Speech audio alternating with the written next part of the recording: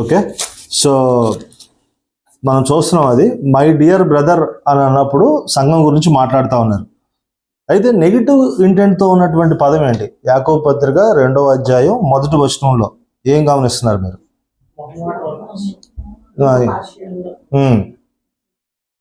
పద్మ కూడా చాలా కరెక్ట్ చెప్తుంది.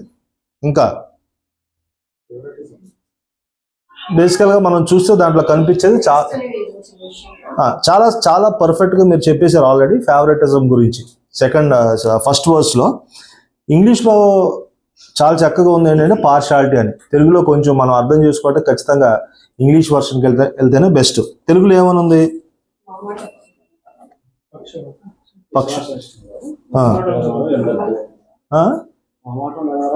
మొహమాటం గలవారే ఉండొద్దు.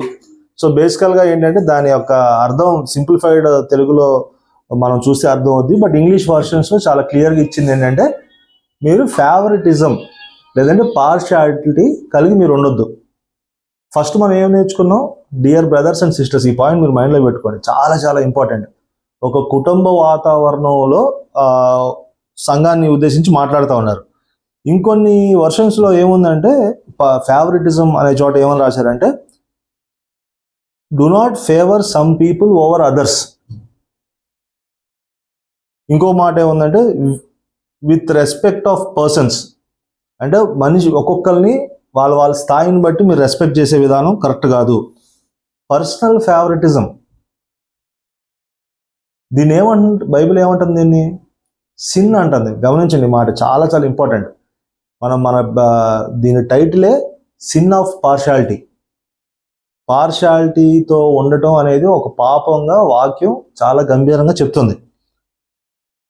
ఇంకొక వర్షన్లో ఏం రాశారు? ఫేవరెటిజం అన్నప్పుడు treating some people better than others, దాన్ని పాపం అంటుంది బైబిల్.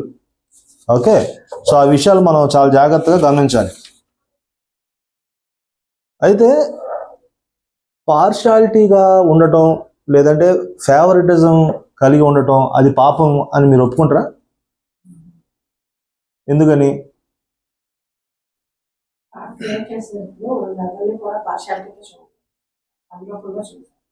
ఓకే,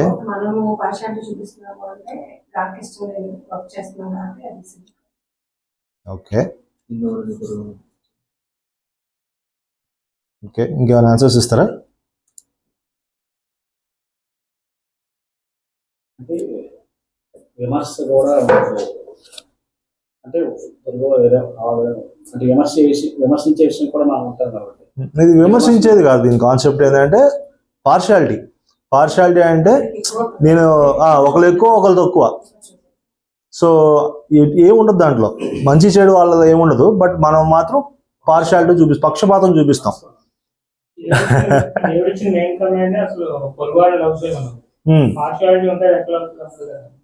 మరి సంఘానికి ఎందుకు రాస్తున్నాడు ఇంత బేసిక్ ఫార్ములా?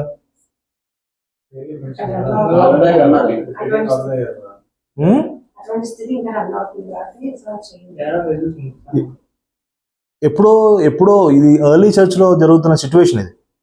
ఇప్పుడు మనం అంటే పరిశుద్ధులం, వాళ్ళకి తెలియదు కాబట్టి వాళ్ళు రాంగ్ డాక్టరీనా?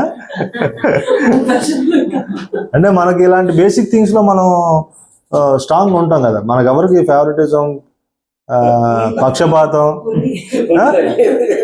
అవునా?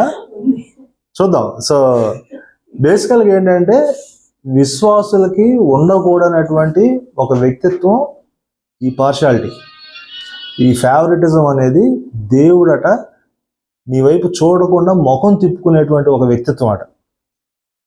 పార్షాలిటీ అనేది పాపంగా దేవుడు చాలా కఠినంగా దాని గురించి మాట్లాడుతూ ఉన్నాడు. ఎందుకు అది పాపం అయ్యా అంటే దేవుని వ్యక్తిత్వానికి విరుద్ధమైనది. దేవుని వ్యక్తిత్వానికే విరుద్ధమైనది.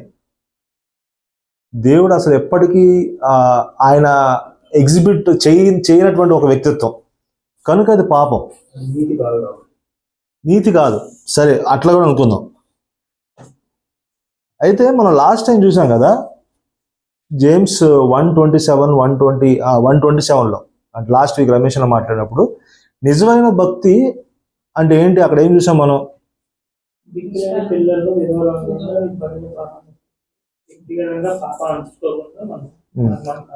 అసలు భక్తి అనే దాన్ని మనం ఎట్లా నిర్వర్తిస్తాం అంటే ఎలా డిఫైన్ చేస్తామయ్యా అంటే ఓన్లీ బై యాక్షన్స్ అంట. Okay, only by actions. నాకు భక్తి ఉంది, నాకు ప్రేమ ఉంది, నాకు విశ్వాసం ఉంది అని చెప్పి మనం అంటే మన ఓన్ పార్ట్నర్స్ యాక్సెప్ట్ చేస్తారా? అరే ఎన్నిసార్లు చెప్తావు రోబాయ్ అదేం మాట. క్రియలు చేయాలి, కరెక్ట్? మనం క్రియలు చేయాలి. ఇప్పుడు నేను ఇప్పుడు రాజేష్ నువ్వు నాకు చాలా ఇష్టం అని అన్నది అనుకో, అమ్మాయికి జ్వరం వస్తే నేను ఇంట్లో సోఫాలో కూర్చొని టీవీ చూస్తా ఉన్నానంటే విల్ దట్ బి వ్యాలిడ్? ఖచ్చితంగా కాదు. మనం ఏంటంటే ఖచ్చితంగా క్రియల ద్వారానే మనం చూపించగలుగుతాం ప్రేమని. అంత మాత్రమే కాకుండా ఇంకొకటి ఉంది. ఇప్పుడు రాజేష్కి జ్వరం వచ్చింది, నేను టీవీ చూడట్లా, నేనేమన్నా అంటే ఇగో మరి 2 రోజులు తీసుకొని వెళ్ళి ట్యాబ్లెట్స్ తెచ్చుకో అన్నా. అది ప్రేమ అవుతుందా? ఎందుకు అంటే అది ధర్మం కాదు. సో భక్తిని మనం 2 రకాలుగా నిర్వర్తించవచ్చు. ఒకటి, భక్తి ఎప్పుడు కూడా క్రియారూపకంగానే మనం కనబరచగలం. రెండోది, ఆ భక్తి క్రమంగా ఉండాలి. ఆ క్రమం అంటే ఏంటంటే దేవుని యొక్క గుణగణాలకు తగినట్టుగా ఉండాలి. మీకు అర్థమవుతుంది కదా? చాలా సింపుల్గా దేవుని యొక్క వాక్యానుసారంగా ఉండాలి భక్తి చేయటం అంటే. ఓకే, మనం అనుకున్నది ఎప్పుడు కూడా భక్తి కాదు. సో భక్తి ఎప్పుడు కూడా క్రియారూపకంగా ఉండాలి, అదేవిధంగా దేవుని యొక్క వాక్యానికి అనుగుణంగా ఉండాలి. అయితే దేవుని యొక్క క్యారెక్టర్స్ లేదంటే యాట్రిబ్యూట్స్, గుణగణాలు ఏం చెప్తారు? ఏమున్నాయి దేవుని యొక్క గుణగణాలు? సాత్వికుడు, దీన మనసు గలవాడు, ప్రేమ గలవాడు, సమాధానకర్త, దీర్ఘశాంతం, మొత్తం fruit of the spirit. Okay, అమ్మా మారనివాడు, క్షమించేవాడు. మనం చెప్పుకుంటే చాలా మనకు తెలుసు కదా. సో దాంట్లో నుంచి మనం కొంచెం కాంటెక్స్చువల్గా కొన్ని చూద్దాం. రోమిలకు రాసినటువంటి పత్రిక 2వ అధ్యాయం 11వ వచనం. మనం మాట్లాడదాం, ఇట్లానే చక్కగా మనం మాట్లాడుకుంటా నేర్చుకుంటా ప్రయత్నం చేద్దాం, ప్రాబ్లం ఏం లేదు. రోమిలకు రాసినటువంటి పత్రిక 2వ అధ్యాయం 11వ వచనం. అక్కడ చాలా స్పష్టంగా దేవుని యొక్క ఒక యాట్రిబ్యూట్, ఆయన యొక్క గుణం, ఆయన ఎటువంటి వాడు అనేది మనం అర్థం చేసుకోవడానికి ఒక చక్కటి లేఖన భాగం అక్కడ మనకు ఉంది. చాలు అదొకటే, ఆ వర్స్లో ఉన్నదే అది. ఆ 11వ వచనం చాలా క్లియర్గా చెప్పేది ఏంటంటే దేవునికి పక్షపాతం అనేదే లేదు. ఒకవేళ నీకు పక్షపాతం ఉంటే వాక్యానుసారమా, వాక్యానికి విరుద్ధమా? వాక్యానికి విరుద్ధం. సో భక్తి అంటే వాక్యానుగుణంగా మనం చేయడమే భక్తి. భక్తి అంటే మనం 2 రోజులు ఉపవాసం ఉండి ఇదే భక్తి అంటే కాదు. నేను రాజశ్రీకి జ్వరం వచ్చింది అని అంటే అయ్యో అవునా, అయితే నేను కూడా నువ్వు నీతో పాటుగా ఏమి తినకుండా నేను కూడా ఉంటాను అంటే జ్వరం తగ్గుద్దా? తగ్గదు. ఏదో ఒక క్రియ ఉండాలి. సో ఇక్కడ బేసికల్గా మనం ఏం అర్థం చేసుకుంటున్నామంటే ఫస్ట్ దేవుడికి ఉన్నటువంటి ఒక వ్యక్తిత్వం ఏంటంటే ఆయనకి పక్షపాతం అనేది లేదు. కనుక ఒకవేళ పక్షపాతం మనకుంటే అది దేవుడు సహించడు. సహించకపోవడమే కాకుండా దాన్ని పాపానికి ఆయన ఎంచుతున్నాడు అన్న విషయాన్ని మనం చాలా జాగ్రత్తగా అర్థం చేసుకోవాలి. First point. రెండోది, ఎఫెసీయులకు రాసినటువంటి పత్రిక 6వ అధ్యాయం. దేవుడు పక్షపాతి కాదు అంటాకి ఏమైనా ఉదాహరణ చెప్తారా?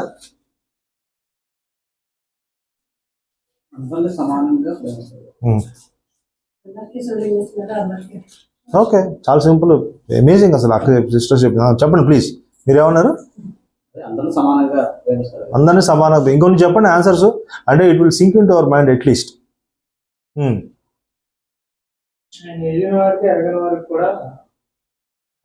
అదే ఆ సిస్టర్ చెప్పినట్టు సూర్యుడిని, గాలిని, నీరుని ప్రభు దేవుడు అందరికీ సమకూరుస్తా ఉన్నాడు ధారాళంగా. ఓకే, దేవుడు పక్షపాతి కాదు అనడానికి ఏంటి? అందరినీ ప్రేమించాడు, లోకం కోసం ఆయన ప్రాణం పెట్టాడు. విశ్వాసులు అందరి హృదయాల్లో పరిశుద్ధాత్ముడు ఉన్నాడా? ఓన్లీ పాస్టర్స్ హృదయాల్లో ఉన్నాడా? నేను ఏం చెప్తా ప్రయత్నం చేస్తానంటే దేవుడు అందరి ప్రార్థనలు వింటాడా, కొంతమంది ప్రార్థనలు వింటాడా? ప్రతి ఒక్కరు వింటాడు. దేవుడు పక్షపాతి కాదు. మనం కొన్నిసార్లు ఏంటంటే మన ప్రార్థన దేవుడు అంటే ఎవరో చేస్తేనే మన ప్రార్థనకు జవాబు వస్తుందని చెప్పి ఆ ఎవరినో కలవడానికి ఎంతో ప్రయాసపడి మనం ఎదురు చూస్తూ ఉంటాం. ఆ ప్రయాసలో సగం దేవుడి దగ్గర పెట్టినా కూడా మనకు పని అయిపోద్ది. సో బేసికల్గా ఒక విషయం మనకు చాలా ఇంపార్టెంట్ విషయం అర్థం అవ్వాల్సింది ఏంటంటే దేవుడు పక్షపాతి కాదు. దేవుడు మనుషులను బట్టి ఆయన ప్రేమను వ్యక్తపరిచేవాడు కాదు. ఇప్పుడు రవి తెల్లవారుజామున 3 గంటలకు లేచి ప్రార్థన చేస్తాడు కాబట్టి ఆయన పక్కనే కూర్చుంటాడు, నాకేమో కిలోమీటర్ దూరంలో ఉంటాడు అని ఉందా? లేదు. దేవుడు పక్షపాతి కాదు. దేవుడు మంచోడు, శాశ్వతమైన ప్రేమతో మనల్ని ప్రేమిస్తున్నాడు. ఆయన మార్పు లేనివాడు. వాక్యమే చాలా స్పష్టంగా చెప్తుంది ఏంటంటే ఆయనలో ఎటువంటి పక్షపాతం లేదని చెప్తుంది. కాబట్టి మనం కూడా పక్షపాతం లేదన్నప్పుడు అందరినీ ఒకవేళ మనం సమానంగా చూడకుండా ఒకరికి అధికమైన స్థాయి ఇచ్చి ఒకరికి కనీసమైనటువంటి గౌరవం కూడా ఇవ్వట్లేదు అనుకోండి, ఏమైపోతాం? మనం పక్షపాతాన్ని ఎక్సర్సైజ్ చేస్తున్నట్టు, మనం ఒక తెలుసో తెలియకుండా ఒక పాపం చేసేస్తున్నట్టు. సో చాలా ప్రాముఖ్యం గుర్తుపెట్టుకోవాల్సింది ఏంటంటే దేవుళ్ళు ఎటువంటి పక్షపాతం లేదు. ధైర్యంగా దేవుని మనం తండ్రి అని పిలవచ్చు, ప్రార్థించవచ్చు. నిస్సందేహంగా నీ ప్రార్థన నా ప్రార్థన దేవుడు వింటాడు అన్నటువంటి నిశ్చయత మనందరికీ ఉంది. కానీ అవ్వాలి తీసుకొచ్చి చేసే ఒక పెద్ద మోసం ఏంటయ్యా అంటే ఆ పైన పులిపిటి మీద ఉన్నాడు చూసారా, 30 ఏళ్ళ నుంచి చేస్తున్నాడు, ఆయన ప్రార్థన మాత్రమే ప్రభు వింటాడు. ఆయన దగ్గరికి వెళ్ళి చేయించుకుంటేనే పని అవుతుంది, ఎవరికో ఉత్తరం రాస్తేనే పని అవుతుంది, ఎవరికో ఇంత ప్రొడ్యూస్ చేస్తేనో లేదంటే ఏదైనా స్పాన్సర్ చేస్తేనో అవుతుంది అని ఎవరు చెప్పారు? వాక్యంలో ఎక్కడ లేదు అన్ఫార్చునేట్లీ. కానీ మనకు అలా బోధించారు. మనమేమో వాక్యాన్ని ఆగి ఎప్పుడు చదవలేదు. So end of the day దేవుని యొక్క సుగుణాలు, దేవుని యొక్క గుణం ఏంటయ్యా అంటే ఆయన పక్షపాతి కాదు. ఎంత గొప్ప కృప కదా, ఎంత ఫ్రీడమ్ కదా వాక్యంలో. అసలు దేవుడు పక్షపాతి కాదు. దేవుడు నాకు చాలా సమీపంగా ఉన్నాడు, అందరితో ఎలా బిహేవ్ చేస్తాడు నాతో కూడా అలాగే బిహేవ్ చేస్తాడు, అందరికి ఎంత వాల్యూ ఇచ్చాడో నాకు అదే వాల్యూ ఇచ్చాడు అన్న విషయం మీకు సంతోషాన్ని ఇస్తుందా? నిజంగా లిటరల్ నంబరు. నా గదిలో కూర్చుంటే నాకు ఇట్లా కళ్ళలోంచి నీళ్ళు వచ్చినాయి మధ్యాహ్నం. నాలాంటివాడికి దేవుడు అటువంటి వాల్యూ ఇవ్వటం అనేది నేను ఇమాజిన్ కూడా చేసుకోలేను. బికాజ్ నేనేంటో నాకు తెలుసు కాబట్టి. సొంత కుటుంబంలోనే నా చాలాసార్లు అగెన్స్ట్ వస్తుంది బికాస్ ఆఫ్ ద బిహేవియర్. కానీ దేవుడు నా బలహీనతలు తెలుసుకొని, నా పరిస్థితి తెలుసుకొని, నేను మారాలనేటువంటి ఆలోచన నాకు ఉంటే దేవుడి దగ్గర తీసుకొని అదే గౌరవంతో నన్ను ఆదుకోవటం. Isn't it interesting? నిజంగా సీరియస్, ఇట్స్ హ్యూజ్ బ్లెస్సింగ్. నేను చర్చ్లోకి వెళ్ళినప్పుడల్లా నేను అదే ఫీల్ అవుతా. ప్రభా, ఇలాంటి ఒక పరిశుద్ధుల సమూహంలో నన్ను కూర్చోబెట్టడం ఏంటి అసలు? ఇది అసలు గ్రేట్ ఎక్స్పీరియన్స్ నాకైతే. పరిశుద్ధులు అని చెప్పి సంబోధిస్తున్నప్పుడు ఆ గుంపులో మనం ఉన్నాం. కొంతమందిని పరిశుద్ధులు, కొంతమంది అపరిశుద్ధులు అంటలా. రక్షణలోకి వచ్చిన ప్రతి ఒక్కరిని దేవుడు కామన్ ప్లాట్ఫామ్లో తీసుకొచ్చేసి పరిశుద్ధులు అని పిలుస్తున్నాడు. లేఖనాల్లో మనం చాలా చోట్ల చూస్తాం. పౌలు గారు రాసినటువంటి లేఖనాలు, ఫిలిప్పీలు కానీ ఎఫిషియన్స్ కానీ అన్ని చోట్ల స్టార్టింగ్లో ఆయన రాసే ఒక మాట ఏంటంటే సమస్త పరిశుద్ధులకి శుభములు అని చెప్తున్నాను, సోదరులందరికీ శుభములు అని చెప్తున్నాను. It's a great privilege. So we have to actually take that in to our heart and understand. మనకు ఆ స్థాయి లేదు ఎప్పటికీ. సో అది ఇచ్చాడు దేవుడు. సో ఫస్ట్ అండ్ ఫార్మోస్ట్ చాలా క్లియర్గా మనం అర్థం చేసుకోవాల్సింది ఏంటంటే దేవుడికి పక్షపాతం లేదు, పీరియడ్. ఇంక దాని తర్వాత ఇంక ముచ్చటే లేదు. దేవుడికి పక్షపాతం లేదు కనుక నాలో ఉండటానికి అసలు అవకాశమే లేదు. దేవుడి స్థాయి ఎంత? మన ఊహకు అందనది, మన మాటలతో వర్ణించలేనటువంటి ఒక గొప్ప స్థాయి, ఉన్నతమైనటువంటి వాడు. ఆకాశం ఏంటంటే అయింది, ఆకాశం ఆయన సింహాసనం, భూమి పాదపీఠం. అలాంటి అంత ఉన్నతమైన దేవుడికి పక్షపాతం లేదు. మనం ఎటువంటి వాళ్ళం అంట? నీటి బొగ్గ లాంటి వాళ్ళం. అలా వచ్చి ఇలా ఆవిరైపోయే జీవితాలు మనవి. అలాంటి ఆయన పక్షపాతం లేకుండా అందరినీ సమానంగా చూస్తున్నప్పుడు ఎటువంటి విలువ లేని ఒక పేడ పురుగు లాంటి జీవితం కలిగిన మనం పక్షపాతం చూపిస్తున్నాం అనుకోండి, దేవుడు చూడగలడా? అందుకే దాన్ని పాపంగా ఎంచాడు. దాన్ని దేవుడు పాపంగా ఎంచి విశ్వాసులకి యాకోబు గారు చాలా స్పష్టంగా ఆయన రాస్తాడు అనమాట. అలాంటి గొప్ప దేవుడిని ఎరిగి అటువంటి విశ్వాసం ఉన్న మీకు అటువంటి లక్షణాలు కలిగి ఉండటం తగదు అని చెప్తా ఉన్నాడు. Okay, will go forward. If yeah please. ప్రార్థన గురించి అంటే ఒక డౌట్ అంటే నాకు డిస్కషన్ అంటే ప్రేయర్ ఎవరు చేసినా సరే దేవుడు ఆలకిస్తాడు. ఆడినప్పుడు ఏదైనా ప్రేయర్ రిక్వెస్ట్ మనం చెప్తా ఉంటాం, మనం చేస్తాం, పక్కన కూడా చెప్తాం. అంటే నేను చేసినా సరే ప్రార్థన ఆలకిస్తారు కదా దేవుడు. మరి పక్కన వాళ్ళకి చెప్పడం పదే పదిగా చేయడం దాని గురించి మాట్లాడేదాకా ఏదైతే దేవుడికి అంటే దేవుడి లక్షణం గురించి మనం ఆలోచించుకుంటూ వస్తే ఆయనకి జ్ఞాపకశక్తి ఖచ్చితంగా 100% చాలా. అది ఒకసారి మనం చెప్తే ఆయన మైండ్లోకి వెళ్ళిపోతుంది. అంటే మనం జస్ట్ మన పర్సన్ మన మానవ దగ్గర అయితే పదే పదిసారి అడుగుతూ ఉంటాం, ఏదన్నా సహాయం అడగన్నా పడగలరు, వాళ్ళు మర్చిపోతారు, లేకపోతే తర్వాత విషయం కదా. దేవుడు అలాంటి వాడు కాదు కాబట్టి పదే పదే అడగడం ఒకసారి ఆయన దగ్గర రిక్వెస్ట్ చెప్తే ఆయన మైండ్లోకి వెళ్ళిపోద్ది. ఆన్ టైంలో చేస్తారు కాబట్టి అప్పుడు వెంటనే అయిపోయినా ఆయనకి ఎప్పుడు ఇవ్వాలనిపిస్తే ఇప్పుడు ఆ టైంలో చేయాలి అప్పుడు చేస్తారు. అలాంటప్పుడు 100 మందికి చెప్పి ప్రేయర్ రిక్వెస్ట్ చేయించినందుకు పదే పదే చేయించినందుకు ఒకసారి ఆయన దగ్గర అది అంటే దేవుడి పరంగా ఆలోచిస్తూ ఉంటే అది ఎంతవరకు కరెక్ట్ అని ఒక బ్రదర్ అడిగారు అన్నమాట. అంటే ఆయన లక్షణం గురించి మనం ఆలోచిస్తే ఆయన వైపు నుంచి కరెక్ట్ ఆయనకి అన్ని తెలుసు కదా. తెలిసినప్పుడు 100 సార్లు అడగాల్సిన అవసరం ఏంటంటే సో అదే అంటే దేవుడు ఏం చేశాడయ్యా అంటే దేవుడు ఖచ్చితంగా మార్పు లేనివాడు, ఆయనగా గుర్తుపెట్టుకోవడానికి మర్చిపోవడానికి ఆయన మనిషి పడినవాడు కాదు. ఓకే, కానీ దేవుడి దగ్గరికి మనం ప్రార్థిస్తాం. అదేవిధంగా సంఘంతో కూడా చెప్తాం, బాబు మా అమ్మాయికి బాగాలేదు ప్రేయర్ చేయడానికి. ఎందుకు చెప్తున్నాం? ఒక కుటుంబ వాతావరణం దేవుడు మనల్ని ఉంచాడు.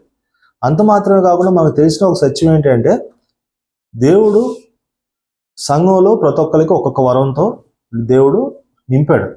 సో కొంతమందికి స్వస్థత చేసేటువంటి వరం, కొంతమందికి ప్రార్థించేటువంటి వరం. సంఘంగా మనం అందరం కలిసి దేవుడి దగ్గర విన్నపం చేస్తాం సమూహంగా. అలాంటి చాలా సన్నివేశాలు మనం చూస్తున్నాం బైబిల్లో. సో దేవుడు ఒక క్షణంలో భూప్రపంచాన్ని అంతా మార్చేయవచ్చుగా. దేవుడు ఎందుకు మనల్ని మీరు వెళ్ళి go and preach the gospel అన్నాడు. సో దేవుడు మనకి ఇచ్చినటువంటి బాధ్యత మనం అలా అర్థం చేసుకొని ఆన్ హోల్ అర్థం చేసుకోవాలి. కొంతమంది ఇప్పుడు మీరు అన్నట్టుగా అది ఏమంటామంటే దాన్ని మొన్న ఒక పదం చదివాను నేను. ఏథియిస్ట్ అంటే తెలుసా మీకు? ఏథియిస్ట్ నాస్తికుడు. ఒక భక్తుడు ఏమన్నాడంటే ఏథియిస్ట్ ఈజ్ వర్స్ దెన్ అన్బిలీవర్ అన్నాడు. ఇంకో అడుగు ముందుకు వేసి ఏమన్నాడంటే ఏథియిస్ట్ ఈజ్ వర్స్ దెన్ సాటన్ అన్నాడు. At least Satan believe that God exist.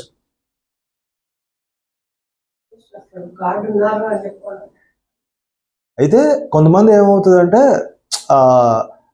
ఒకటే ఒక సైడే చూడటం, అంటే చాలా కార్నర్గా ఆలోచించటం. ఇప్పుడు ఇట్లాంటి ప్రశ్నలు ఇనీషియల్ డేస్లో నాకు చాలాసార్లు వచ్చినాయి. లాజిక్ లేదు కదా, దేవుడి దగ్గర లాజిక్లు మనం వాడకూడదు, దెబ్బ అయిపోతాం. అయితే నేను 2 రిఫరెన్స్ చెప్పాను. అంటే తర్వాత నాకు చదివినప్పుడు ఏంటంటే సంఘం అంతా ప్రార్థించినప్పుడు ఆయన చెరసాలలోంచి అదొకటి, అంటే అంతా ప్రార్థించారు కదా, అదొక పాయింట్ చూపించాను. తర్వాత యేసుక్రీస్తు పట్టబడే ముందు ఆయన ఒంటరికి వెళ్ళేదే ముందు వాళ్ళకి చెప్తారు, మీరంతా ప్రార్థన చేయండి, నాకు మామూలు ప్రేర్ చేయండి అని చెప్పి 2 times వస్తారు బ్యాక్. మళ్ళీ ఒక గడియైనా మీరు ప్రార్థన చేయలేకపోతున్నారా అంటే అది కూడా సంథింగ్ ఏదైనా కానీ అంటే అప్పుడు కూడా దేవుడు చెప్తారు ప్రార్థన చేయండి మీరంతా అని. ఆ 2 పాయింట్స్ నేను చెప్పాను అనమాట. అంటే కూడా అంటే ఈ రీజన్స్ కూడా ఉన్నాయి కదా చేయడానికి అందరూ కలిసి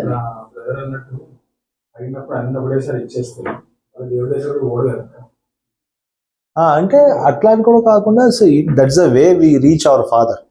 so as a community, as a family, as a body of Christ we exercise. So ఇప్పుడు రవికి ఏదైనా జాబ్లో ఛాలెంజెస్ ఉన్నాయి, మనకు చెప్తాడు, మనం ప్రేయర్ చేస్తాం. ఎందుకు దేవుడికి ఆల్రెడీ రవి చెప్పి ఉంటాడుగా, మనం వెళ్ళి మనం గుర్తు చేయాలా అనుకుంటే అది వేరు. దేవుడు మనకేం చెప్పాడు? బాబు మీరు నిలకడగా ప్రార్థనలో నిలకడగా ఉండండి, ఎడతెగక ప్రార్థన చేయండి, ఒకరి కోసం ఒకరు ప్రార్థించుకోండి. దేవుడు కొన్ని ఇన్స్ట్రక్షన్స్ ఇచ్చాడు కదా, ఆ ఇన్స్ట్రక్షన్స్ మనం ఫాలో అవుతాం. దేవుడు చేసే పని దేవుడు చేస్తాం. మన బాధ్యత ఏంటి? Go and preach the gospel. ప్రభు నువ్వే ఒక దెబ్బలో మార్చేయచ్చు కదా. దేవుడి కన్నా అధికమైన జ్ఞానం మనం చూపించాల్సిన పని లేదు. మన పని ఏంటంటే వెళ్ళాలి, సువార్త చెప్పాలి. రక్షించుకునే పని ఎవరిది? దేవుడిది. మనము ఒకరికొకరు ప్రార్థన చేసుకోమన్నారు, ప్రార్థించాల్సిన పని మనది. సమాధానం ఇచ్చేది ఎవరు?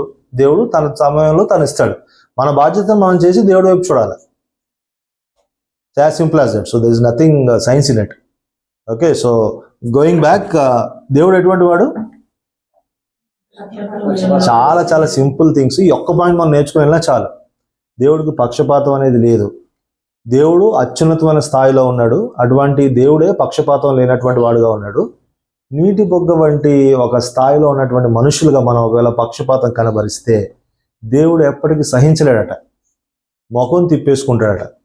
సో అటువంటి ఒకవేళ స్వభావం మనలో ఎక్కడైనా ఉంటే, ఎవరి వైపైనా మనం అటువంటి దృష్టితో చూస్తే ఖచ్చితంగా మనం దేవుని దగ్గరికి వెళ్ళి దేవానందయ్యతో క్షమించి అని అడుగుతుంది తప్ప మన దగ్గర ఎటువంటి అవకాశం లేదు.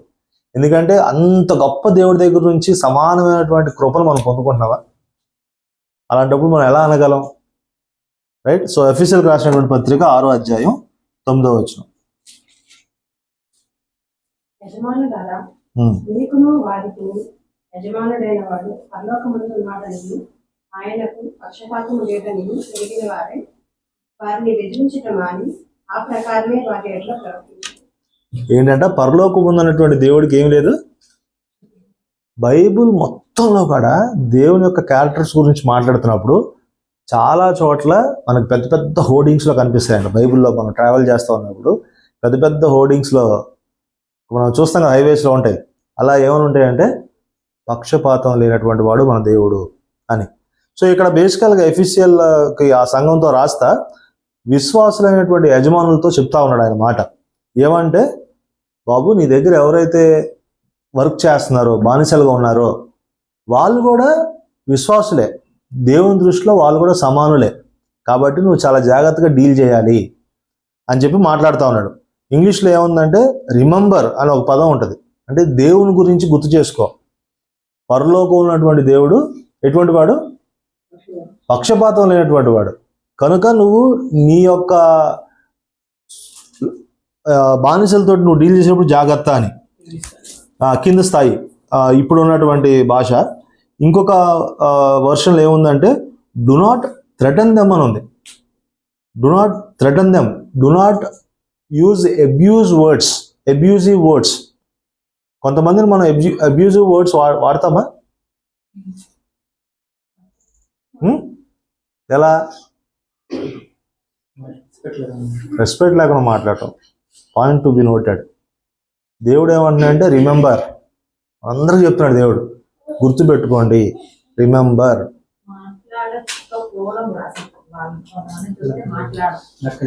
లెక్క చేయం, తక్కువ చేసి మాట్లాడటం, ఫాస్ట్గా మాట్లాడటం. Okay, good. అసలు కన్సిడరే చేయం. కమాండింగ్, మనం ఒక అధికారంతో మాట్లాడతాం.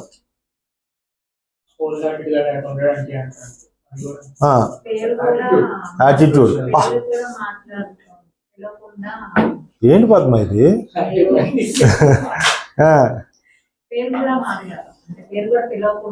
నేను ఎలా మాట్లాడతాను మా ఆవిడకి తెలుసు. నేను తల కొట్టుకున్న ఎన్నోసార్లు అబ్బా ఎందుకు ఇట్లా బిహేవ్ చేశానని.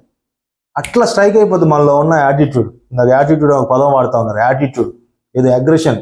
మన దగ్గర ఏదో మనకన్నా తక్కువడు, మనం మాట్లాడవచ్చు, నోరు ఉంది కదా అని చెప్పి ఒక మాట అనేవచ్చు. ఏం కాదు. దేవుడు ఏమంటున్నాడంటే గుర్తుపెట్టుకో, రిమెంబర్, పరలోకమందు ఉన్న దేవుడు. అక్కడ తెలుగులో ఏముంది చదవండి. చాలా జాగ్రత్త గుర్తుపెట్టుకోవాలి.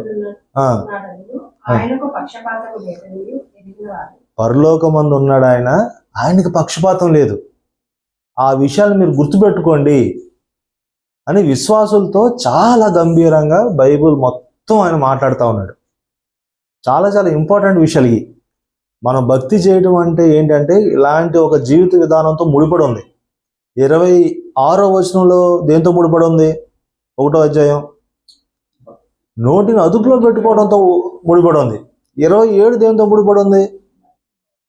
ఇతరులకు సహాయం చేసే విషయంలో.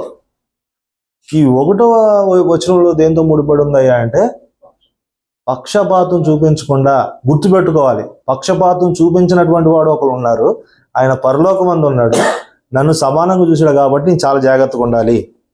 అయితే సువార్త అర్థమైన తర్వాత అంటే యాక్చువల్గా ఆ రోమా సామ్రాజ్యం, ఆ ప్రాంతం, ఈవెన్ బ్లాక్స్ ఉన్నప్పుడు బానిస వ్యవస్థ ఎక్కువ ఉండేది. బానిస వ్యవస్థ అంటే ఎట్లా అంటే ఇప్పుడు మనకి మీరు వినే ఉంటారు, సంతలో ఆవుల్ని గాదల్ని అమ్ముతారు కదా, అలా మనుషుల్ని నమ్మేటువంటి ఒక వ్యవస్థ ఉండేది. వాళ్ళ ఇష్టం. ఇప్పుడు బాబీ వచ్చాడు, బాబీ వచ్చి అది హైట్ గీటు ఉన్నాడు, 10 రూపాయలు ఇచ్చాడని చెప్పి తీసుకొని పోతాడుగా. ఎవరిష్టం వాళ్ళు, డబ్బు నోటి తీసుకెళ్ళి ఇక వాడికి కావాల్సిన బొడ్డు చాకరీ చేయించుకుంటాడు. ఒక గౌరవం లేదు, ఏమి లేదు. అలాంటి ఒక సమాజం ఉంది చాలా క్రూరంగా. బ్లాక్స్లో మీకు తెలిస్తే మీకు ఇంకా బాగుండాలి. స్లేవరీ, వాడి పిల్లలు వాళ్ళంతా అద్దె, ఒక బట్టలు ఉండవు, ఏముండవు, చిన్న రూమ్ ఇస్తారు. Bondage, slavery. కొట్టినా లేదు. ఇప్పుడు సౌదీ, కువైట్ కొన్ని చోట్ల అటువంటి పరిస్థితి ఉంటుంది. అయితే యేసు ప్రభు తను జీవించిన కాలంలో తను నేర్పించిన పాఠాలు సువార్త ద్వారా పౌలు గారు చాలా విస్తృతంగా పనిచేశారంట. పౌలు గారు యొక్క మనం లెటర్స్ చూస్తే కూడా చాలా బ్యూటిఫుల్గా ఈ విషయాలు రాస్తూ ఉంటాడు ఆయన. ఆ సువార్త ప్రజల్లోకి వెళ్ళిన తర్వాత పౌలు గారు చేసిన వర్క్ తర్వాత దాదాపుగా బానిసత్వం అనే వ్యవస్థ కనుమరుగైపోయిందంట. ఆయన అసలు ఒప్పుకోలేదంట దాన్ని. అరే, పరలోకమందున్న దేవుడు ఒక దేవుడు ఉన్నాడు, ప్రజలందరినీ ఆయన ఒకే గౌరవంతో సృష్టించుకున్నాడు, ఇది అసలు కరెక్ట్ కాదు అని చెప్పి మాట్లాడటం. మనం అదే విషయాన్ని మనం చూస్తాం. ఎక్కడ చూస్తాం తెలుసా? ఫిలమోన్ గారు రాసినటువంటి పత్రిక. ఆ పత్రికలో ఒనీసిమస్ ఆయన దగ్గరికి వెళ్తా, ఈయన పనోడు అయి ఉండొచ్చు కానీ మన సహోదరుడు ఆయన అని చెప్పి ఆయనకి సిఫార్సు పత్రం రాసి పంపించటం. సో ఆ టైంలో బానిసత్వం అనే వ్యవస్థ కనుమరుగైపోయింది. సువార్త ఏం చేయాలయ్యా అంటే నా జీవితంలో ఉన్నటువంటి పాడు పనులన్నింటినీ కనుమరుగు చేయాలి.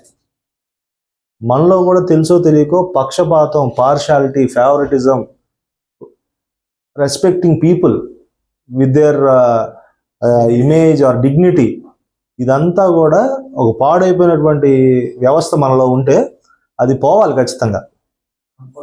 కాన్షియస్ లో ఉండం మనం, అంటే మనం పక్షపాతం చూపిస్తామని కూడా మనకు తెలియదు. దాని పాపం అంటున్నాడు దేవుడు. దేవుడు ఏమంటే రిమెంబర్. ఆ మాట నాకు అసలు చాలా స్ట్రైకింగ్ అనిపించింది. గుర్తుపెట్టుకో, నేనున్నా, పరలోకంలో ఉన్నా, నేను పరలోకం నుండి నీ వైపు సమానంగా నేను చూస్తున్నా. How dare you do that? దేవుడు అడిగితే ఏం చెప్పగలం? నేను చెప్పలేను. ఇంకొక మాట చూద్దాం. పేతురు గారు రాసినటువంటి మొదటి పత్రిక 1వ అధ్యాయం.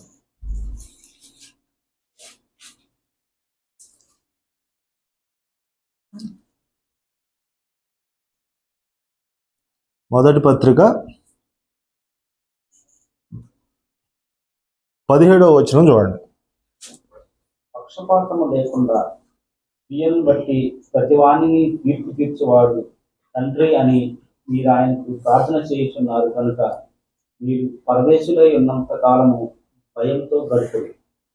అక్కడ కూడా దేవుని యొక్క వ్యక్తిత్వం గురించి మనం చూస్తున్నాం. పక్షపాతం లేకుండా దేవుడు తీర్పు తీర్చే విషయంలో కూడా పక్షపాతం ఉండదట ఆయనకి. Yes is yes, no is no. తీర్పు తీర్చేటప్పుడు కూడా అరే వీడు మనోడు రా, వీడు అక్కడ అంత పని చేశాడు రా, వీడు అసలు ఉన్న డబ్బులన్నీ అమ్ముకున్నాడు రా, అట్లా ఏం లేదు. దేవుడు పక్షపాతం లేకుండా తీర్పు తీరుస్తాడు, ప్రేమను కూడా చూపిస్తాడు. అది దేవుని యొక్క వ్యక్తిత్వం. ఆ విషయాన్ని మనం గమనించాలి. అయితే నూతన నిబంధనలో ఉన్నటువంటి దేవుడు, పాత నిబంధనలో ఉన్నటువంటి దేవుడు ఏమైనా మార్పులు ఏముండి ఉంటాయి? According to some of you new. Okay, 1 second. Okay, you define, అంటే కొంచెం చెప్పు. ప్రేమ అంటే పాత నిబంధనలో దేవుడు చాలా కోపం ఉన్నారు కదా. అదే అడుగుతున్నామ్మా. కనికరం ఉంది కానీ ఇప్పుడు పరిశుద్ధ స్థలము, అపరిశుద్ధ స్థలము, అక్కడికి వెళ్తే మనకు చచ్చిపోయాడు. సో ఇక్కడ దేవుడు ఆయన దగ్గర కదా కృప. ఓకే, ఆనందిస్తాయి. పాత నిబంధనలో దేవుడు కొంచెం అగ్రెసివ్గా ఉండేవాడు, కోపంగా ఉండేవాడు. నూతన నిబంధనలో కృప ద్వారా మనకు ప్రేమని అందించాడు దేవుడు. ఓకే, ఇంకా వాట్ ఈస్ ద డిఫరెన్స్? ఇప్పుడు జడ్జిమెంట్ ఇమ్మీడియట్ వచ్చేది, ఇప్పుడు దేవుడు అవకాశం ఇస్తాడు. మన పాపాలు బట్టి ఆయన రావాల్సి వచ్చింది. అంటే ఓల్డ్ టెస్ట్మెంట్ లో అంటే నేను దేవుని యొక్క గుణగణాల గురించి మాట్లాడుతున్నాను.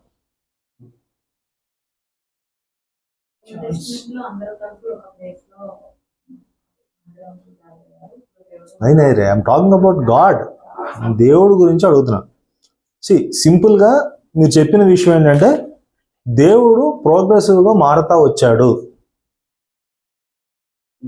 మనిషి మారలేదు కానీ మనిషి కోసం దేవుడు మార్చుకున్నాడు, అంటే అవకాశాల కోసం. So this is one big thing and a very foundational thing that most of us miss. దేవుడు అట మార్పు లేనివాడు. ఒకవేళ మార్పు అనేది ఆయన దగ్గర ఉంటే దేవుడు ఎట్లా అవుతాడు? దేవుడు కృప సమృద్ధి గలవాడిని ఆయనకు ఆయన పాత నిబంధనలు చాలా చోట్ల చెప్పుకున్నాడు. ఆయన కొన్ని వచ్చిన లేఖనాలు చూద్దాం. మనం చాలా రెఫరెన్సెస్ ఉన్నాయి కానీ but I will not take you there, but still ఎందుకంటే ఇప్పుడు ఆనంద్ చెప్పిన ఫీడ్బ్యాక్ మోస్ట్ ఆఫ్ చాలా సంవత్సరాలు నేను కూడా క్యారీ చేశాను. చాలా మంది కూడా అదే భావనలో ఉంటారు. ఏంటి దేవుడు పాత నిబంధనలు కట్టినట్టు కోపం తెగుళ్ళు వచ్చినాయి. నాకు అనిపిస్తుంది దేవుడు బలి ఇవ్వడానికి వెళ్తారు, అబ్రాహం తీసుకెళ్తారు, అప్పుడు కూడా చెప్తారు ప్రేమ ఉంది దేవుడు, చాలా ప్రేమ ఉంది. ఏంటంటే దేవుడు అప్పుడు ఇప్పుడు మారినాడు. లేదు మారలేదు, అదే అంటున్నా. ఇప్పుడు నేను చెప్పిన రాంగ్. దేవుడు అప్పుడు చాలా ప్రేమ ఉంది. దేవుడు ఇచ్చిన ప్రతి కమాండ్ కనుక ప్రేమ కాన్సెప్ట్ ఉంది. ఇప్పుడు కోతకాలం మీద వదిలేమంటాం కానీ దేవుడు లేదు అంటే బలి అర్పణలు కానీ ఇవన్నీ ఏది చూసుకున్నా ఎండ్ ఆఫ్ ది కన్క్లూజన్ ప్రేమగా వస్తుంది. ఇప్పుడు చర్చిలో అందరు అమ్ముతుంటే కోపం వస్తుంది కదా, అలా కోపం ఉంది, ఇప్పుడు కోపం మనలో చేంజ్ వచ్చింది, దేవుడు మారలేదు అని చెప్పి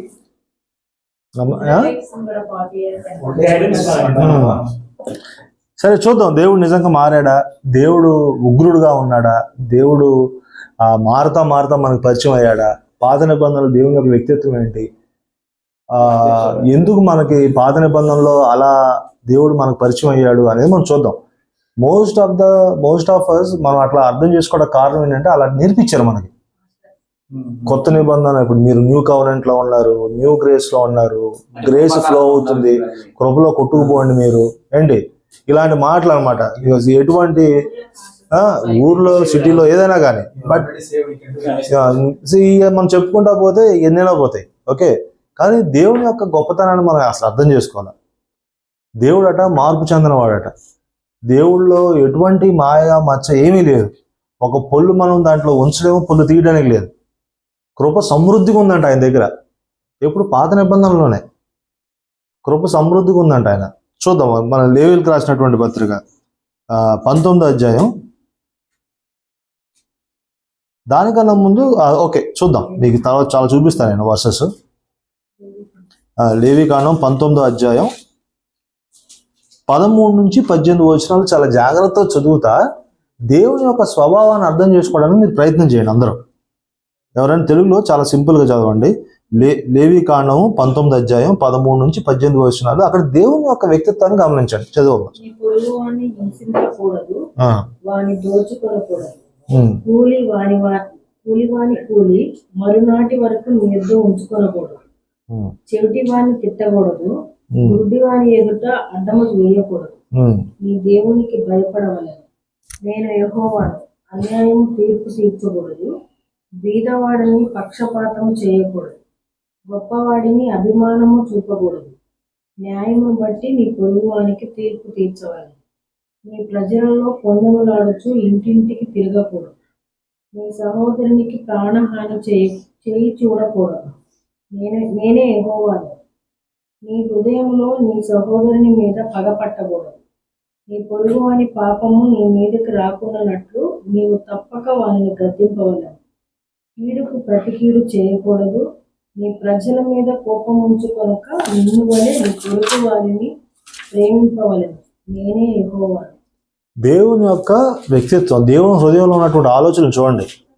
కష్టంలో ఉన్నవాడి గురించి ఆలోచన, బలహీనంగా ఉన్నవాడి గురించి ఆలోచన, భేదవాడి గురించి ఆలోచన, చిన్న స్థాయిలో ఉన్నవాడి గురించి ఆలోచన, పరదేశుల గురించి ఆలోచన, అన్నం లేనివాడి గురించి ఆలోచన, అన్యాయంగా తీర్పుని అనుభవిస్తున్న వాడి గురించి ఆలోచన, నలిగిపోతున్న వాడి గురించి ఆలోచన. దేవుడు చూడండి ఎంత సెన్సిటివ్ ఇష్యూస్ గురించి మాట్లాడుతున్నాడు. వాళ్ళతో మీరు జాగ్రత్త, మీరు డీల్ చేసేటప్పుడు అంటున్నాడు.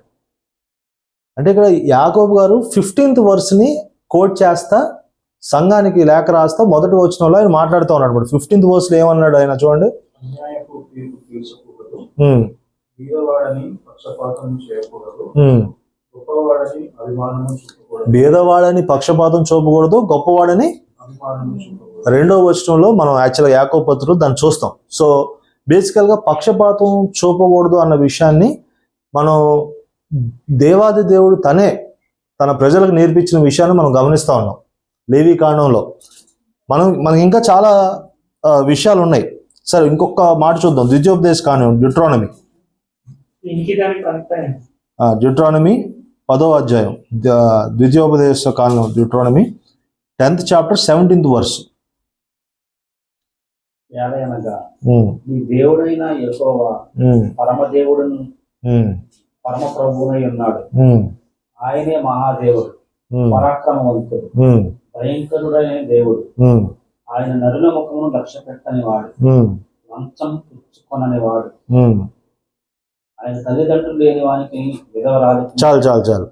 అయితే అక్కడ మీరు ఇంగ్లీష్లో చూసినా కూడా, ఇప్పుడు తెలుగు సింప్లిఫైడ్ వర్షన్లో కూడా ఏముందంటే హీ షోస్ నో పార్షాలిటీ. ఏంటంట, ఆయన భీకరుడట, బలాఢ్యుడట, king of kings, lord of lords, దేవుళ్ళ కంటే అతీతుడు. అలాంటి ఒక దేవుడు గట పక్షపాతం అనేది లేదు. అంటే only one point that if you could learn today ఏంటంటే, అత్యున్నతమైనటువంటి స్థాయిలో ఉన్నటువంటి దేవుడికి పక్షపాతం అనేది లేదు. అసలు మనం దాన్ని కంటైన్ చేయగలమా ఆ విషయాన్ని? మన దగ్గరికి కారు వచ్చిన వెంటనే కొన్ని గుణగణాలు బయటకు వస్తాయి, 2 రింగులు వచ్చిన వెంటనే ఇంకో గుణం బయటకు వస్తుంది, మంచి జాబ్ ఒకటి వచ్చిన వెంటనే ఒక ఇది అవుతుంది, ఐఫోన్ వచ్చిన వెంటనే ఇంకొకటి వస్తుంది. ప్రతి దానికి ఒక ఎఫెక్ట్ ఉంటుంది. కొత్త డ్రెస్ వేస్తే ఇంకొక ఎఫెక్ట్ ఉంటుంది. దేవుడట బలాఢ్యుడట, భీకరుడట, అసలు ఆయన మించిన వాడు లేడు, అతీతుడట. అలాంటి దేవుడికి పక్షపాతం లేదు. ఒకసారి నిర్గమకాండం 34వ వచనం, 34వ అధ్యాయం 6వ వచనం. ఇంకా నేను మీకు ఇంకా వర్సెస్ చెప్పను, చాలా వర్సెస్ ఉన్నాయి, but I will stop it here and talk a bit and close. అందరు తీనే తల్లి. ఎక్సోడస్ మంచిది, యూఆర్ ఫాస్ట్, వెరీ గుడ్. నిర్గమకాండం 34వ అధ్యాయం 6వ వచనం. అతని ఎదుట యెహోవా అతని దాటి వెళ్ళొచ్చు. యెహోవా కనికరము, దయ, దీర్ఘశాంతము, విస్తారమైన కృపా సత్యములు గల దేవుడైన యెహోవా. ఎక్కడ ఆయన న్యూ టెస్టిమెంట్ కాడా? ఈ నూతన నిబంధన, నిర్గమకాండం నూతన నిబంధన, పాత నిబంధన, కొన్ని వందల రెఫరెన్సెస్ విస్తారంగా దేవుని యొక్క వ్యక్తిత్వం ఏంటి అనేది బైబిల్లో ఉన్నాయి. కానీ అన్ఫార్చునేట్ థింగ్ ఏంటంటే మనం చూడాలి. మనం ఏంటి, టీవీ ఓపెన్ చేసిన వెంటనే ఏం చెప్తాడు, సండే వెళ్ళిన వెంటనే పుల్పిట్ మీద గట్టిగా ఏం చెప్తాడు, అది మన చెవులకి బాగా ఇంపుకుందా? దురదగల చెవులు ఏం చేస్తాయంటే అయ్యే అంటే ఇంకా అయ్యే కావాలి. సో దేవుడట మన పాత నిబంధనలో చూస్తే, దేవుడైన యెహోవా వాత్సల్యం, దయ కలిగినటువంటి దేవుడు, త్వరగా కోపడేవాడు కాదు, అత్యంత కృప కలిగిన వాడు. అత్యంత కృప అంటే ఏంటంటే విస్తారమైన కృప.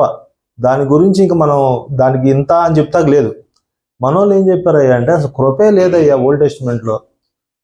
బైబిల్ ఏమంటుందంటే అత్యంతమైన కృప కలిగినటువంటి వాడు దేవుడు. ఈ ఒక్క వర్ష కాదు, ఇలాంటి 100 వర్సెస్ ఉన్నాయి మన అందరి జీవితాల్లో మనం చూస్తాం కదా. Unfortunate thing. So going back to our topic ఏంటంటే, ఇంత గొప్ప కృప కలిగి, ఇంత గొప్ప స్థాయి కలిగినటువంటి దేవుడికి ఏం లేదంట, పక్షపాతం లేదబ్బా. దాన్ని ఎలా జీర్ణించుకోవాలో మనకు అర్థం కావట్లేదు. అట్లాంటి దేవుడు పక్షపాతం లేకుండా నీతో నాతో కలిసి దేవుడు సహవాసం చేయడం అనేది చాలా కష్టమైనటువంటి విషయం. అయితే మనం కొంచెం ప్రాక్టికల్ సైడ్ ఆఫ్ డిస్కషన్లోకి వచ్చేద్దాం. ఓకే, కొన్ని కామన్ ఏరియాస్ మనం రెగ్యులర్గా మన ఫ్యామిలీస్లో కానీ మన డైలీ లైఫ్లో కానీ చాలా డిసిప్లైన్గా ఫేవరెటిజంని, పార్షాలిటీని ఎక్సర్సైజ్ చేసే areas. Wife and mother. Wife and mother ఒక్కొక్కరు చెప్దాం. Wife and mother, okay. పిల్లల విషయం, పేరెంట్స్, ఇల్లాస్, నైబర్స్. అమ్మా ఏమన్నారు? మనం ఇప్పుడు మనం మాట్లాడదాం. అఫ్ కోర్స్ పిల్లలు ఆబ్వియస్లీ చూపిస్తారు, వాళ్ళు నేర్పించాల్సిన అవసరం లేదు. ఫస్ట్ పుట్టిన సెకండ్ పుట్టిన వాళ్ళకి కొంచెం సరే అలాంటి పిల్లలు మనమంటే బైబిల్ కాలేజ్ స్టూడెంట్స్, మళ్ళీ 10 ఏళ్ళ నుంచి చర్చికి వెళ్తున్నటువంటి వాళ్ళం, కూర్చొని వాక్యం చెప్పేటువంటి వాళ్ళం. సో మనకు చాలా తెలుసు కదా. మనం కొన్ని డిబేట్లు కూడా చేస్తాం, అవసరమైతే డిబేట్లకు వెళ్తాం. సో మనం ఇంకా చక్కగా ఎక్సర్సైజ్ చేసే ఇంకేమేమి ఉన్నాయి ఏరియాస్? వర్క్ ప్లేస్, చర్చ్లో. This is interesting. Yes, church point to be noted, your honour. Relation ఎవరితో బాగుందో వాళ్ళ చూస్తాము, కొంచెం ఏదైనా తేడా చూస్తే వాళ్ళని సపరేట్ చేస్తాం. పాస్టర్స్ కూడా తయారై pastors. Gita is having good time. ఏమ్మా, చర్చెస్ కూడా. ఒక్కొక్కసారి వాక్యం చేయని వాళ్ళు ఎక్కువ తెలుసుకున్న మనకి తక్కువ తెలియదు, వాళ్ళని కూడా కొంచెం పాయింట్ బిట్వీన్ సిబ్లింగ్స్. క్వశ్చన్స్ వేస్తాం వల్ల అంటే తెలియపరచాలి నెయ్యి ఒక్కొక్కసారి. అసలు వీడికి ఉందా లేదా సీన్? రవి అన్ని కరెక్టే కదా, అన్ని కరెక్టే. చాలా సీరియస్ గా మనం కన్ఫ్యూజ్ చేయాల్సిన విషయాలు. దేవుడు దీన్ని ఏమంటున్నాడంటే పాపం అంటున్నాడు. చాలా సీరియస్ గా కన్ఫ్యూజ్ చేయాలి. ఇది ఒకటే కాదు, జనరల్ గా ఫ్యామిలీలో అయింది. బట్ మనకి ఎక్కువ ఇది ఏం చేస్తామంటే ఎప్పుడైనా బయట గ్యాదరింగ్ ఫంక్షన్స్ వెళ్తే అంటే వాళ్ళ డిగ్నిటీని బట్టి మనం వాళ్ళని మర్యాదిస్తాము. ఏజ్ పెద్దగా ఉన్నా కానీ వాళ్ళ ఒక స్టాండర్డ్ తక్కువ ఉంటే వాళ్ళకి అంత మర్యాద ఏమన్నా అంత పట్టించుకోమా. వాక్యం ఏమంటుందంటే రిమెంబర్. ఆ పదం సరే ఎట్లా హెల్ప్ అవుతుందో. రిమెంబర్, పరలోకమందు ఉన్న దేవుడిని మీరు గుర్తు చేసుకోండి. ఆయనకి పక్షపాతం అనేది లేదు. So powerful. అందరు జాగ్రత్తగా వినండి. అది కొన్ని విషయాలు, చాలా విషయాలు మీరు కవర్ చేశారు. మన ఫ్యామిలీలో ఇందాక ఎవరో చెప్తా ఉన్నారు, మదర్ ఫాదర్ని ట్రీట్ చేసే విషయం రాజేష్ చెప్పింది. పిల్లలు పక్కన పెట్టు, గ్రోన్ అప్ కిడ్స్ కూడా. ఈవెన్ మనం ఒక ఫ్యామిలీగా ఫామ్ అయిపోయాం అట్లీస్ట్.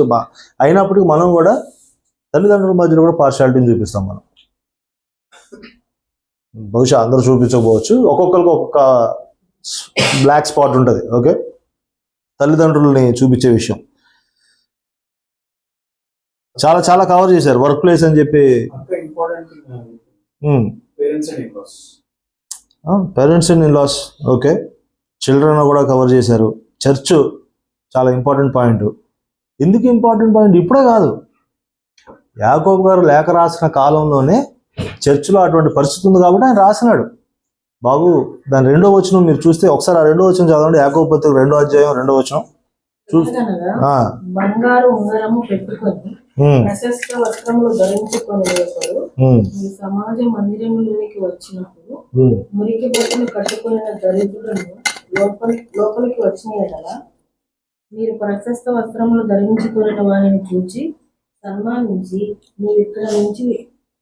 నీవిక్కడ మంచి స్థలమందు కూర్చుండమని చెప్పి ఆ దరిద్రులతో నీవెక్కడ నిలువము లేక ఇక్కడ నా పాదపీఠములకు దిగువన కూర్చున్నామని చెప్పిన ఎడల. చాలమ్మా, చాలు. చూసారా, ఘోరమైనటువంటి ఒక హిపోక్రసీ చర్చ్లోనే జరుగుతుంది.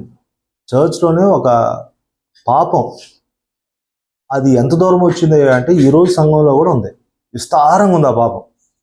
మనం దాని గురించి నెక్స్ట్ వీక్ మాట్లాడదాం. యాక్చువల్గా నేను దాని దగ్గరికి వెళ్ళట్లేదు, బట్ కొన్ని few practical things which we generally exercise in our personal life అనేది మనం చూద్దాం. కానీ మనలో కన్ఫ్యూజ్ చేయాల్సిన ఏరియాస్ చాలా ఉన్నాయి. దేవుని పాదాలు పట్టుకొని ప్రభువా నన్ను క్షమించని అడగాల్సిన ఏరియాస్ ఎన్నో ఉన్నాయి అనే విషయం మనకు అర్థమవుతుంది. హాస్పిటాలిటీ, ఆతిథ్యం ఇచ్చే విషయంలో హిపోక్రసీ లేదంటే పార్షాలిటీ ఎలా చూపిస్తాం?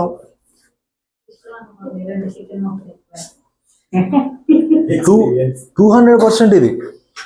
ఎందుకంటే అసలు నువ్వు ఇంటికి ఇన్వైట్ చేసేది కూడా నీ లైక్ మైండెడ్ మనుషులే ఇన్వైట్ చేస్తావు. నువ్వు నీ కంఫర్ట్గా ఉన్న వాళ్ళని, నీకు ఇష్టమైన వాళ్ళని చాలా చూజీగా నువ్వు ఇన్వైట్ చేసి భోజనం పెట్టి చివరిలో ప్రేయర్ చేసి పంపిస్తావు. దేవుడికి నచ్చదట అది. ఎందుకంటే యువర్ ఇంటెన్షన్స్ ఆర్ బ్యాడ్. 2 మొక్కలు వేయడం అనేది చాలా వ్యాలిడ్ పాయింట్ అమ్మాయిని, చాలా వ్యాలిడ్ పాయింట్. ఈయనకి వేసేటప్పుడు కింద సౌండ్ వస్తుంది, కింద ఏమి లేనట్టు. ఈయనకి వేసేటప్పుడు పైనుంచి వేసేస్తారు 3 మొక్కలు. అది కొంతమంది తెలియక చేస్తారు, మనం పాలిష్డ్గా చేస్తాం. As simple as that. ఆతిథ్యం ఇచ్చే దాంట్లో కూడా మనం పక్షపాతం చూపించకూడదు. అలా చూపిస్తే కూడా దేవుడు దాన్ని సహించట్లేదు, ఎందుకంటే ఆయనకు పక్షపాతం అనేది లేదు.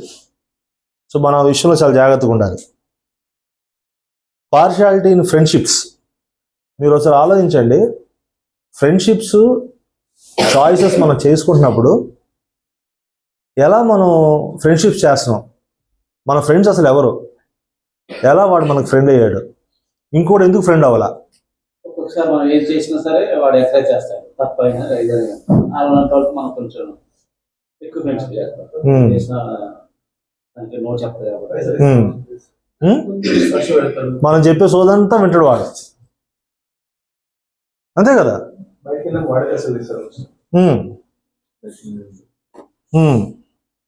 అంటే ఏమని ఉందంటే staying close only to useful people. అంటే నువ్వు ఫ్రెండ్షిప్స్ ఎందుకు చేస్తావయ్యా అంటే ఈయనతో నాకు అవసరం ఉంది కాబట్టి ఫ్రెండ్షిప్ చేస్తా, ఈయనతో నాకు అవసరం లేదు కాబట్టి ఫ్రెండ్షిప్ చేయను. దేవుడు దాన్ని పాపంగా ఎంచుతున్నాడు. మన ఫ్రెండ్షిప్స్, మన కనెక్షన్స్ ఎలా ఉన్నాయో మనం చూడాలి. ఒకరిని పదే పదే ఎందుకు కలుస్తాం మనం? ఒకరికి అవకాశం ఉన్న ఒకరితో మనం ఎందుకు కలవటానికి అసలు ఆలోచన కూడా చేయం? పాపం అంటున్నాడు దేవుడు దాన్ని. మీ ఫ్రెండ్షిప్స్, మీ కాంటాక్ట్స్, మీ కనెక్షన్స్ దేన్ని బేస్ చేసుకొని మీరు చేస్తున్నారు? అరే నాకు పక్షపాతం లేదు కదా. మనం చూసాం కదా, అంటే మనం మళ్ళీ దాంట్లో డిస్కషన్లోకి వెళ్ళదు, కానీ ఒక 2 గ్రోనప్ చైల్డ్, ఒక సిస్టర్ నడుచుకుంటూ వెళ్ళి సూసైడ్ చేసుకున్నారు. వాళ్ళకి మాట్లాడటానికి ఎవరు లేరట, డిప్రెషన్లోకి వెళ్ళిపోయింది ఆమె. దేవుడు మన చుట్టూ కొంతమంది మనుషుల్ని ఇచ్చాడు అన్నప్పుడు కొంతమంది నిజంగా మాట్లాడటానికి ఎవరైనా ఉంటారేమో అని చెప్పి వెయిట్ చేస్తుండొచ్చు. మాట్లాడే ఒక వరం మన దగ్గర ఉండుండొచ్చు. అసలు మనం ఎప్పుడైనా ప్రేయర్ చేసామా, Prabha is there anybody whom I can go and spend some time just like that? అలాంటి ఆలోచన కూడా ఉండవు. సో మన ఫ్రెండ్షిప్స్లో కూడా మనం చాలా చాలా జాగ్రత్తగా ఉండాలి అనేది. ఇంకొకటి పార్షియాలిటీ ఇన్ షోయింగ్ కేర్. ఇది చాలా important. Partiality in showing care అంటే ఒకరికి సహాయం చేసే విషయంలో పక్షపాతాన్ని దేవుడు చాలా పెద్ద పాపంగా ఎంచుతున్నాడు. మనం ఎవరికైనా సహాయం చేయాలంటే ఎలా చేస్తాం?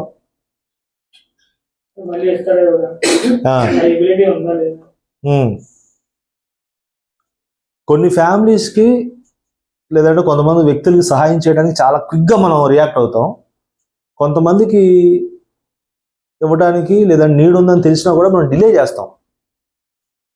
అలాంటి అనుభవాలు ఏమైనా ఉన్నాయో చూసుకోండి. అంటే వ్యక్తిగతంగా నేను ఆ క్వశ్చన్స్ అడుగుతానే మీకు చెప్తున్నా. దేవుడు దాన్ని యాక్సెప్ట్ చేయట్లా. కొంతమంది కోసం నువ్వు త్వరపడి వెళ్తున్నావు. ఒకరి ఇంట్లో కష్టం ఉందంటే, ఇంకొకరి ఇంట్లో కష్టం ఉందంటే నువ్వు స్పందించట్లా. దేవుడు దాన్ని తప్పుగా భావిస్తున్నాడు. మా ఇంట్లో కష్టం ఉందంటే నేను త్వరగా పరిగెత్తుకుని వెళ్తాను. మా అక్కోళ్ళ ఇంటికి కష్టం ఉందంటే, వాళ్ళ అక్కోళ్ళ ఇంట్లో కష్టం ఉందంటే నేను వెళ్ళను.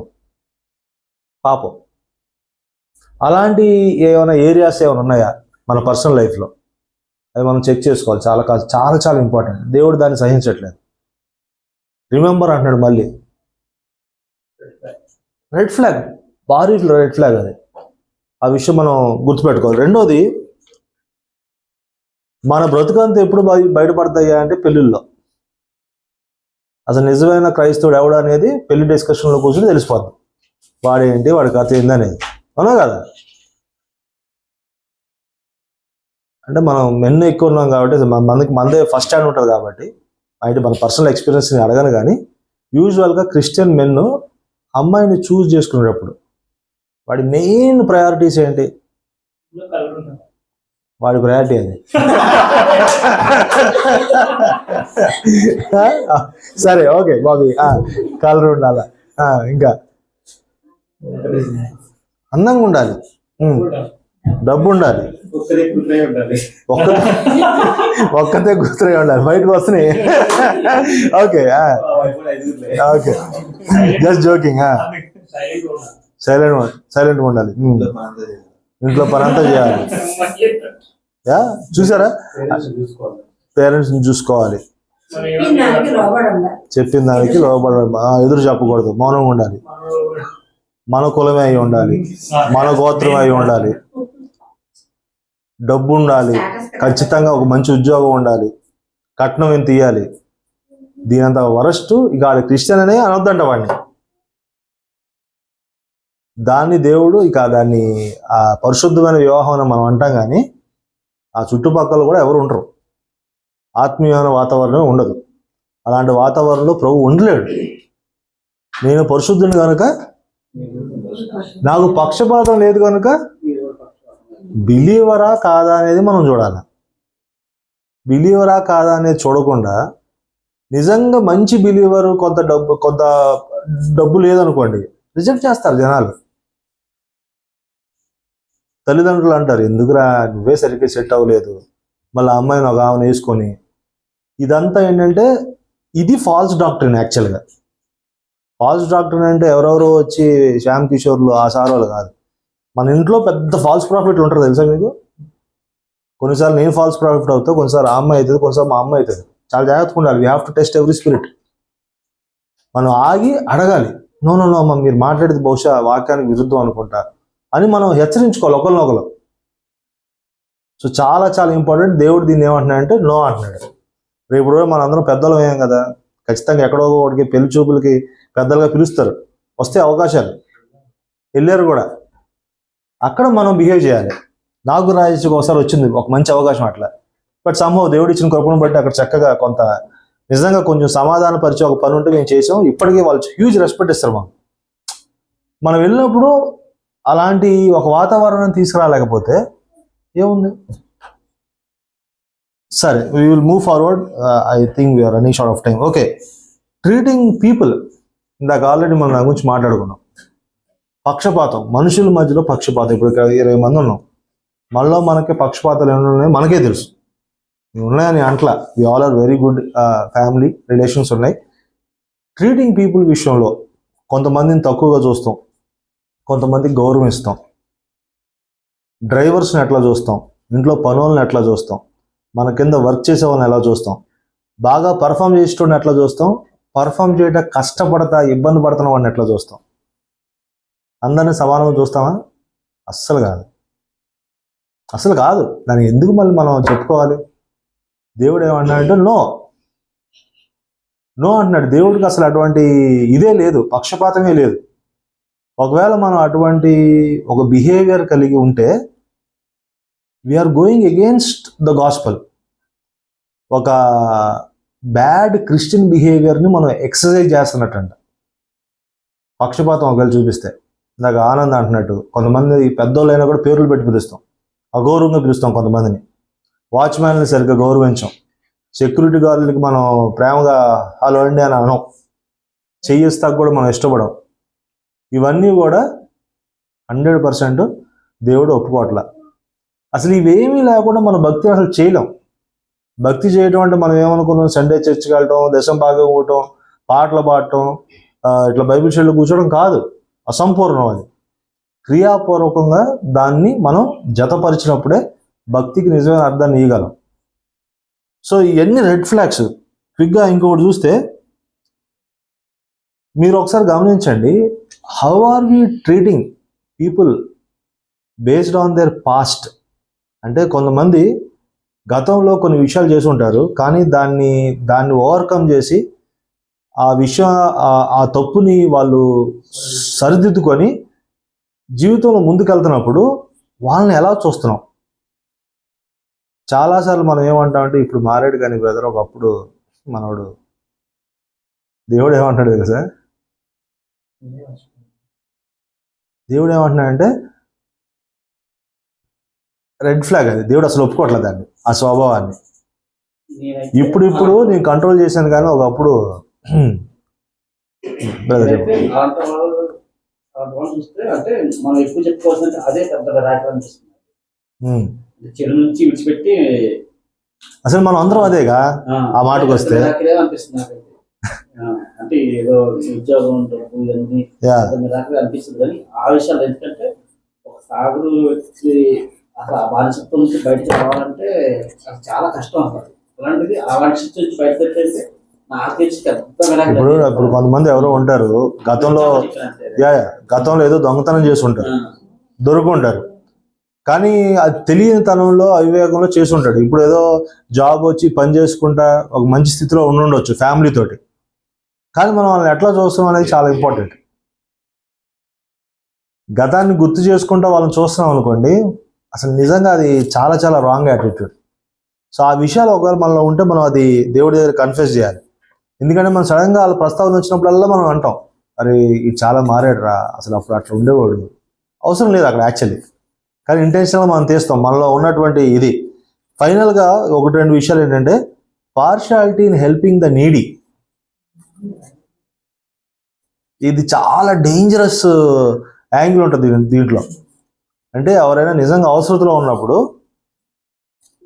ఏ పారామీటర్స్లో మనం హెల్ప్ చేస్తాకి ఇష్టపడతాం వాళ్ళని చెప్పండి, మీకున్న అనుభవాలతోటి.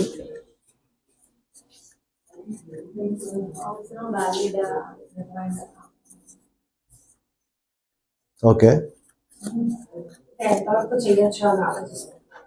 ఓకే నిజంగానే చేస్తుంది. బాబీ బ్రదర్ అన్నారు.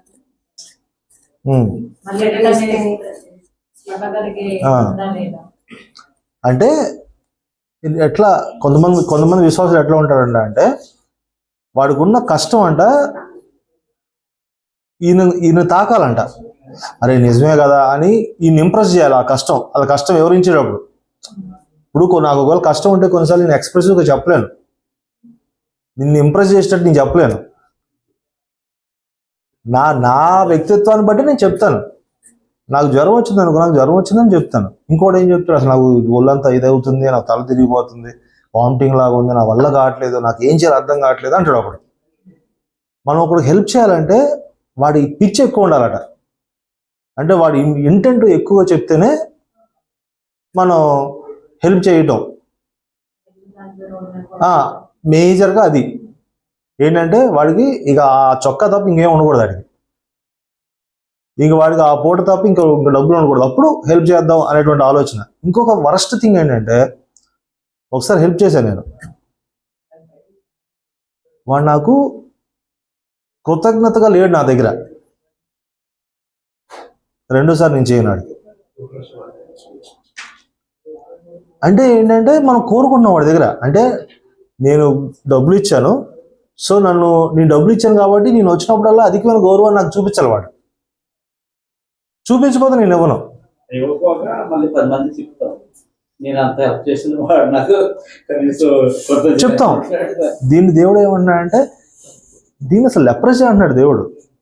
వేషధారులారా, సర్పసంతానమా, నాలుగు కింద విషం ఉన్నవారులారా. దేవుడు ఎందుకు అన్నాడు ఈ మాటలన్నీ అంటే, విశ్వాసుల్ని వాళ్ళ బిహేవియర్ కాండక్ట్ ఇష్యూస్ని బట్టి దేవుడు ఎలాంటి పరిస్థితుల్లో మనకు సహాయం చేశాడు అది మర్చిపోయి మనం తీసుకొచ్చేటువంటి మాటలు. ఇంకొకటి, మనకి జెన్జీ బ్యాచ్ ఉంటే బాగా హెల్ప్ అయ్యేది, కానీ ఇప్పుడు మనకు కూడా పార్షియాలిటీ ఇన్ సోషల్ మీడియా. రాసినావా? Partiality in social media. నీకు నచ్చిన వ్యక్తి ఫోటో పెడితేనే లైక్ చేస్తావు. ఏంటి, నీకు నచ్చినోడు ఫోటో ఉంటే అది బాగున్నా కూడా నువ్వు లైక్ చేయవు, వీడికేమో లవ్ సింబల్ పెడతావు. అంటే ఈ జనరల్ ఇష్యూస్ చెప్తాను, జనరల్గా ఎక్కడైనా ఎవరికైనా హెల్ప్ఫుల్ అవుతుందేమో అన్నట్టుగా చాలా ప్రాక్టికల్గా ఉండే విషయాలు.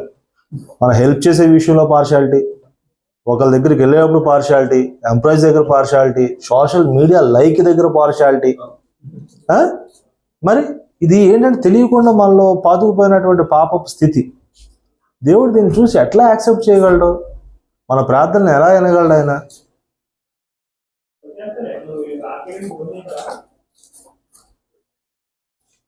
So maybe I just close it అంతే. అంటే పార్షియాలిటీ అంటే ఏంటంటే, it is not a small sin కాదంట, చిన్న పాపం కాదంట, గాస్పల్కి, సువార్తకి వ్యతిరేకమైనటువంటి జీవితం అంట. Contradiction to the gospel it self, చాలా పెద్దది అది మాట. పక్షపాతం కలిగి ఉండటం సువార్తకే వ్యతిరేకమైనటువంటి జీవితం. సో అట్లాంటిది ఉండకూడదు అనేటువంటి ఒక విషయాన్ని 13 వచనాల్లో మనం చూస్తాం. ఇందులో 9లో మీరు పక్షపాతం గలవారైతే ధర్మశాస్త్రం వలన అపరాధులని తీర్చబడి పాపం చేయవారు.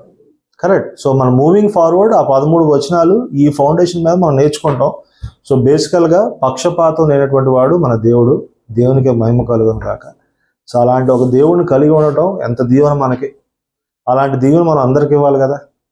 మన తోటి వారికి ఇవ్వాలి, మన ఇంట్లో వర్క్ చేస్తున్న వాళ్ళకి ఇవ్వాలి, మన సుపీరియర్స్కి ఇవ్వాలి, మన జూనియర్స్కి ఇవ్వాలి, మన ఫ్రెండ్స్కి ఇవ్వాలి, మన శత్రువులకి ఇవ్వాలి, అందరికి ఇవ్వాలి. కాబట్టి దేవుడికి ఉన్నటువంటి అటువంటి ఒక గుణం మనందరికి కూడా రావాలని మనం దేవుడిని అడుగుతాం తప్ప మనం చేయగలిగింది ఏమీ లేదు.